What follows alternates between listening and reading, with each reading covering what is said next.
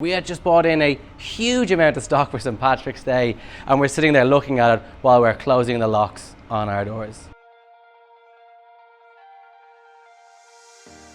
So we just opened up in January, which I don't know if you know, but it's one of the quietest months in the year for the bar trade in Ireland and globally. It's after Christmas, everyone's back on their gym buzz, and we want to be open in December. We wanted to capitalise on that really busy Christmas period. But to get it right, to make sure it was just perfect, we extended it into January, and 6 weeks later we're hit with the news that a global pandemic has hit and we have to shut our doors and board up our windows. It was pretty soul destroying. You've just put in a huge amount of financing to develop a space that's really, really special.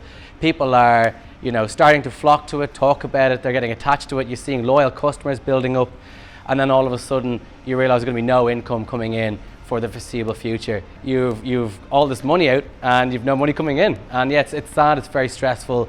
The first things that you have to do is start looking at your outgoings. So you start going into basically disaster management.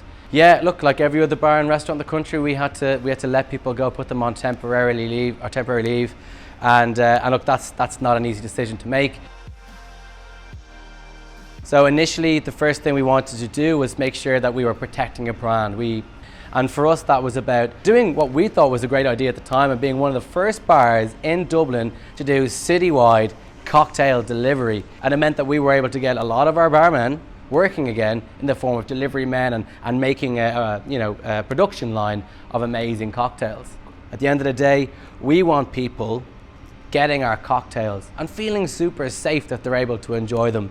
We're making everything in compliance with COVID-19 regulations, using all of the protocols that are outlined by the HSE, making sure that we're using gloves, that we're using masks, that we're delivering in a socially distanced way, and that we're creating in a very hygienic manufacturing way.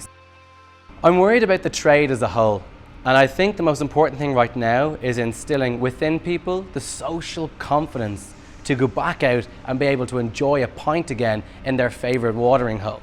And for us, that means implementing a few key measures.